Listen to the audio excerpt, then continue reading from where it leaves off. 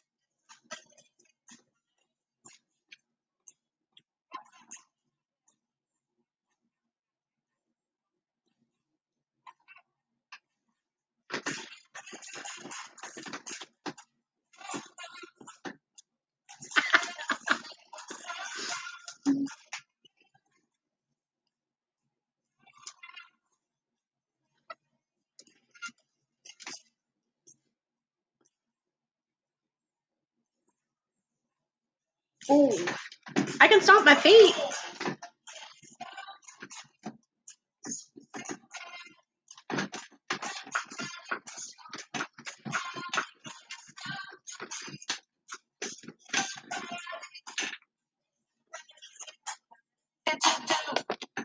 All right, so sometimes it's not that easy to do, just like patting our head and rubbing our belly is not that easy to do. You may be an expert at it, but Mrs. Steck really struggles with that. Today, we're going to talk about in our learning target, as a reader, I can use decoding strategies, just like yesterday. We can decode words, so I can figure out unknown words. I will know I have it when I can use a strategy to figure out unknown words and I can understand what I am reading. So, two things, not just trying to figure out the words, but we have to monitor what we're doing, monitor our reading so that we understand what is happening in the story. So, what are some ways that we have tried to solve new words? We have tried sounding out. We have tried chunking.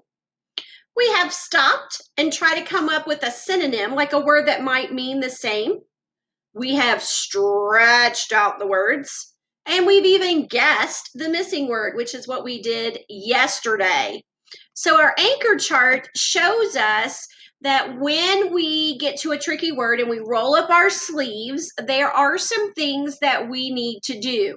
We need to check the picture, think, and decide what word makes sense. Sometimes you need to figure out what the word is, and sometimes you need to figure out what does the word mean. So that means you're reading the sentence to understand the word. Let's look at our first word. So in blue, we have a pretty long word. And if I break that word up, I know that the first part of it is pick, P-I-C, pick. Then what I'm going to do is I'm going to read my sentence. The view of the rolling hills and the castle was, I'm not really sure what that word is. I can look at the picture and I see the castle. I see the pretty hills. I know that the first part of it is pick. Can I figure out what the rest of the word is? Or do I see a word that maybe I know is in the word? So let me look at it. I'm looking at pick. Now let's look at T-U-R. When I sound out T-U-R, it says tur. So I put pick and tur together and it says picture. Hey, I know that word. That word is picture. So I have picture, but then I have this ES. And so sometimes ES says, sometimes it says S. So I have picture S and then a Q sound. Q says qua. Picture esque. Picturesque. Picturesque. Oh, it's picturesque. That means that it is beautiful. It's worthy of a picture. And wow, this is worthy of a picture. That is a beautiful, picturesque picture. Good job. Now let's look at another one. The octopus reached its long blank into the next fish tank. It reached its long legs. Ooh, legs would fit here. What about, ooh, I have a beginning now. The octopus reached its long 10. Its long 10. Into the next fish tank. I wonder if I can see some more of the word, if I can chunk it a little bit more. So now I have tent. It reached its long tent cools. Oh, do you know what it is? It's tentacle. So that's what it calls its legs, but it's a fancy word. It says tentacles. So now it is your time to practice a little bit. In our guided practice today, we're going to see if we can figure out what is the word and what does the word mean. Remember, two things at the same time. So let's take a look. It says, decoding strategies that we have used, which we just talked about, are sounding out, chunking, stopping, stretching, and guessing the missing word. So now, what is the word? Let's work through this together to see if we can do this. All right, so I have my big blue word, and it says, the wizard waved his wand over the toad and said, the big word, and the toad turned into a princess. What did the wizard say when he waved his wand? I'm wondering, let's sound it out. So the first sound is ab, ra, ka, abraca. I know it. Do you know it? It's abracadabra. That's right. So he said abracadabra and turned the toad into a princess. Good job. Let's look at the next one. What's the word? Let's look. It says, I built a tiny home for, I'm sorry, I read that wrong. Let's go back and look at it again. I built a little, that is not tiny. Why do I keep saying tiny? It's little. I built a little home for the tiny red salamander. In the picture that I used, he's green, he's not red. But the sentence says, for the tiny red salamander, hoping to match its blank. And so now I have the first part of the word. I have envire. Envire. I'm hoping to match its home. Envire. Do you already know what it is? Are you already shouting at the screen telling me, Mrs. Stick, I know what this word is? I built a little home for the tiny red salamander, hoping to match its home environment. Environment. Hey, I figured it out. It is environment. Did you see how I broke that up? I hope you did that too. Since we're working together, did you do environment? You chunked it a little bit at a time. I hope you did.